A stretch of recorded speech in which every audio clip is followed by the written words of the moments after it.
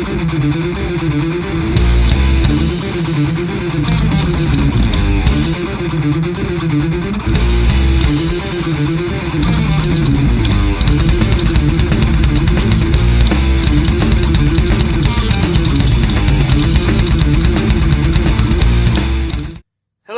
welcome to Breaking It All Down. I'm Count Zero. Happy Halloween, everyone! Hopefully, you're seeing this video when it's first uploaded on Halloween. If you're not, you're watching it after it's been uploaded, or I got it up late. I'm going to prefer to put money on, well, it's after it got uploaded and you're watching it late. But anyway. This year, I am on the ball enough that I am actually able to review a horror, or at least horror-themed film, in time for Halloween. And not just any horror film, mind you, but one that was featured in the Criterion Collection, putting me in such august company as the Cinema Snob with his review of Salo, and, of course, my personal favorite critic, Owen Citizen, Kyle Calgren, of Brows Held High, and his review of Leave Sweet Movie and a couple other things. So, actually, I'm kind of reviewing a film that is relatively mundane by comparison with the other material. I am taking a look at Kwaidan. Kwaidan is an anthology film based on several books by English writer Patrick Hearn, whose typically credited first name I can't pronounce, who collected various Japanese folk tales and ghost stories, among other things. This film collects 4 stories from various anthologies of his, with no framing device. The first is The Black Hair. This story follows a poor rural ronin who decides to divorce his wife and move to Kyoto in the hopes of finding better employment. Reaching Kyoto, he finds a new, richer master, and eventually ends up in a loveless marriage. His wife kicks him out, and he ends up returning to his first wife, who welcomes his back. However, he discovers that his wife is in fact a ghost, and that she's really been dead for quite some time. The next story is The Snow Woman. The story follows a woodcutter who, along with one of his friends, are caught out in a snowstorm and attacked by a snow woman, basically a Japanese combination of a siren and a banshee, who attacks and lives in cold weather. The woodcutter's friend is killed, but the woodcutter is spared, on the condition that he tells no one of this. If he does, then he'll be killed. The story then in turn follows the woodcutter as he returns to some semblance of normal life, and what happens after this. The third story is Hoichi the Earless. The story relates to the Battle of Dano-ura from the Genpei War. Fortunately, if you don't know the story of this battle, possibly because you haven't watched Carl Sagan's Cosmos, and why haven't you? It's on Hulu and Netflix for streaming. There's no reason not to watch it. Well, you get the story of the battle at the very beginning of this tale. In the battle, the fleet of Minamoto no Yoritomo, the Chara clan, and the fleet of the Emperor, who was also of the Heiki clan, did battle, and the Heiki were beaten decisively.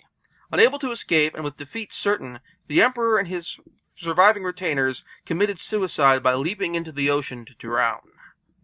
This leads to the main character, Hoichi, a blind priest at a Shinto shrine near where the Battle of Dano-ura took place.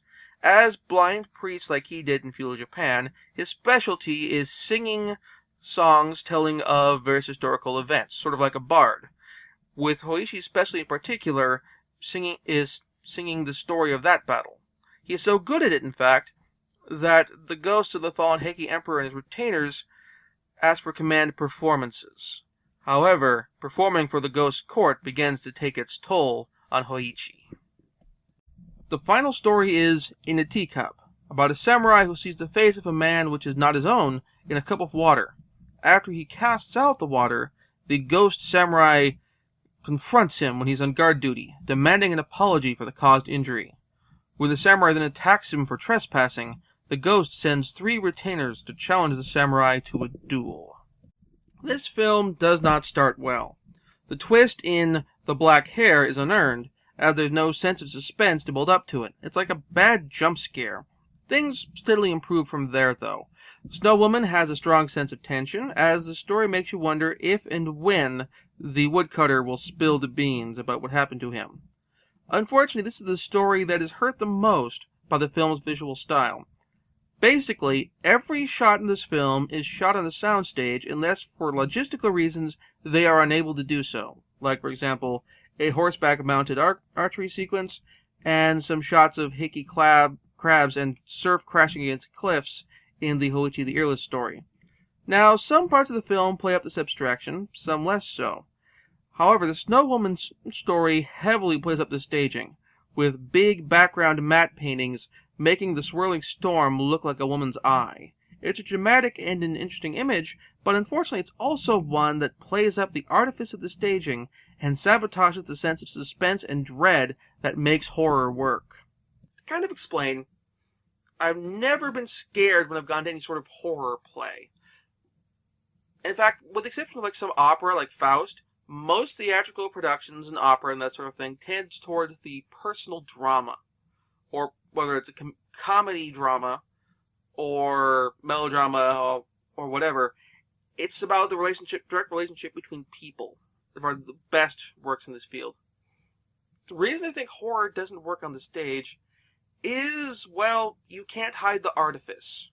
You can't hide the fact that you are sitting in a theater, that what's built on stage doesn't exist in real life. I mean, yes, there are sets.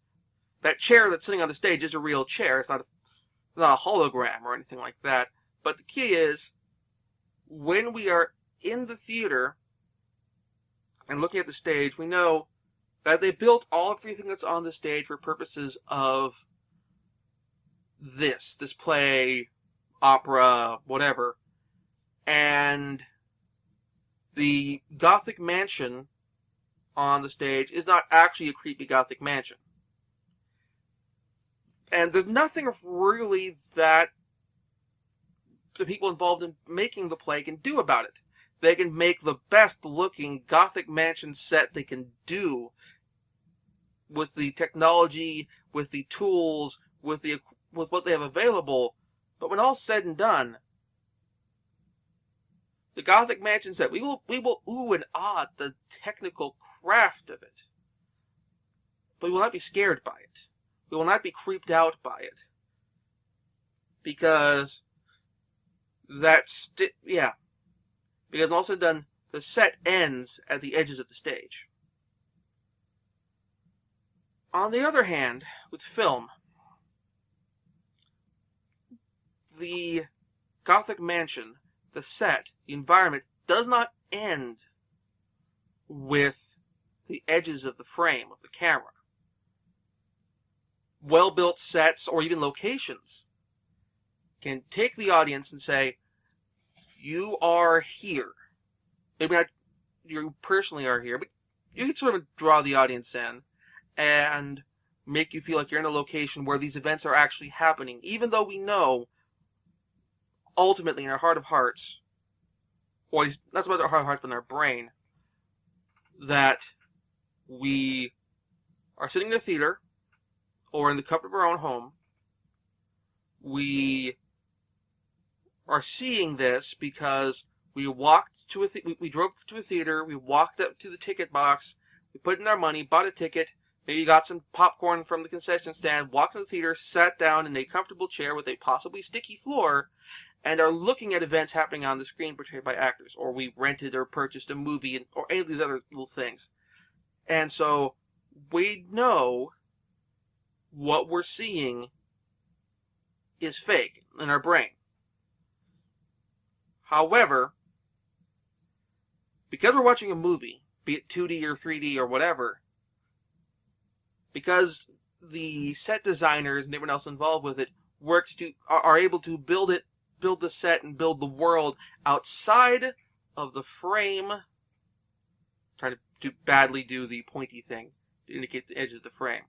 Outside of the frame of the camera, as we know that there are things outside of the edge of this frame, we are able to be drawn further in, and our suspension of disbelief works better. We have a world that we can look at and appreciate. And that's what makes horror work better on film than it could ever possibly do on stage. And thus, when a film tries to provoke the sense of the stage for when it's trying to do a horror thing, be it even if it's a more suspenseful, slow burn type of horror, as with what we're getting here in Kwaidan, it undermines the sense of the real. It becomes less like, sitting around a campfire and being told the story of the guy with the hook with the hand.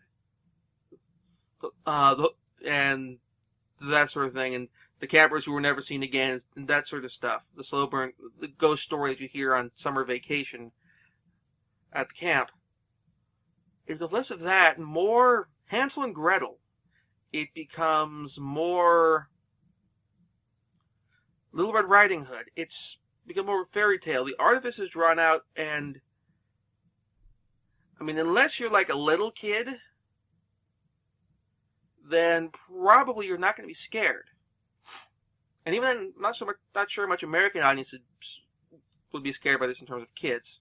Actually, this is a Criterion Collection release. Little kids would be having to read the bottom of the subtitles at the bottom, and that would hurt this all too. Fortunately, Kwaidan's other two stories don't have this problem.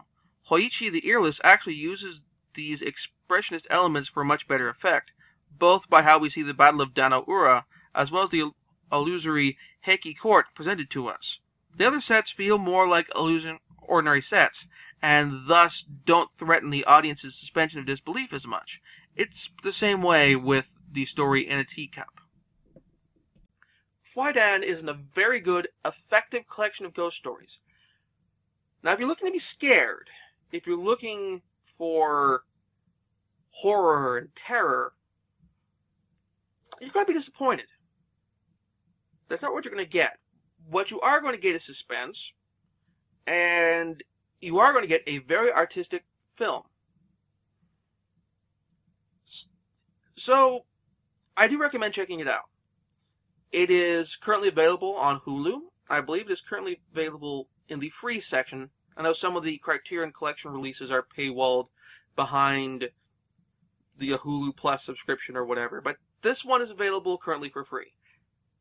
I don't know when they're going to take it back, but for now, it's good Halloween viewing, particularly if you have a Hulu Plus subscription. And if you have a Hulu Plus subscription, it doesn't matter whether it's free or not. If you have that, pop it on you on the Hulu app on your Xbox 360 or Roku or PS3 or whatever, and go ahead and show that at your Halloween party. Next week, I'm going to be chrono gaming with Power once again, as the Nintendo Power retrospective moves on to issue 3 of the Nintendo Fun Club News. And before I sign off, a few pieces of business.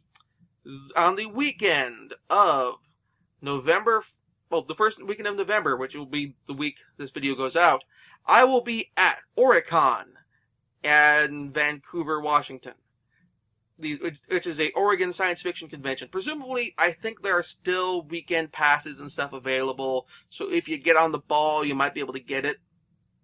But yeah, I will be there. I will not be hosting a panel, but I will be there. So look for me. Look for the hat. I'll try to wear some of the shirts I've worn on the show.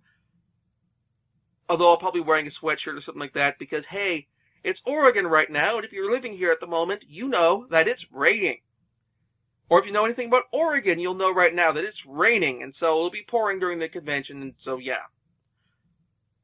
I guess they're booked for doing this thing during the summer. I don't know. So yeah, they hold this when it rains, the start of November, when we get really rainy, really cold, etc. Anyway, so I'll be there. I do want to give my best wishes to any viewers who are affected by Hurricane Sandy, the Frankenstorm, whatever the hell you want to call it. I hope that you're able to stay dry. If you're watching this before Halloween or on Halloween or whatever, well then you have power. That's good. You have internet access. That's also good. I hope you manage the storm weather the storm well. I will. In the show notes, I believe the technical term for this now is doobly-doo. I will have links to any Red Cross resources I can find so that you can go donate to the Storm. I will also have a link to the HorrorCon webpage, and a link to the film on Hulu. So, with all of that done, and all of that out of the way, and I'm waving my arms like a madman, I'd like to thank you for watching, and I will see you next week.